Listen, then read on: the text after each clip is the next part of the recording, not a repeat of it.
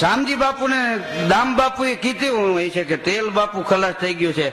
તે મુક્તાનંદ બાપુ કે એ આરતી શામજી બાપુ કરતા હતા ને હું બરોબર એ આપા ગીગાની સમાધિ ઉભેલો અને આપા ગીગાની સમાધિ ધૂપેલી ફેરવતા ફેરવતા શામજી બાપુ આવ્યા, આંખમાંથી આહુડા પડી ગયા. હે આપા ગીગા, દામો એમ કેતો તો તેલ થઈ રહ્યું છે બાપ, કાંઈક વ્યવસ્થા કરી દેજે. એમ આરતી કરતા કરતા બોલી ગયા શામજી બાપુ. આરતી પૂરી થઈ ને પછી મુક્તાનંદ બાપુ કે મેં શામજી બાપુને કીધું કે બાપુ ગીગા પીરની સમાધિએ તમે એમ કહેતા હતા કે દામો કહેતો તો તેલ ખલાસ થઈ ગયું, એને તો ખબર નહોતી એમ, તો તેલની વ્યવસ્થા કરી દેજો. એમ ગીગા પીરની સમાધિ કેવાથી વ્યવસ્થા થાય?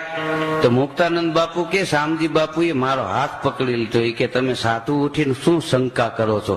હજી હાથ મૂક્યો ને ત્યાં એક માણસ દોડા દોડા આવ્યો કે બાપુ તેલના ડબ્બાની ગાડી આવી છે.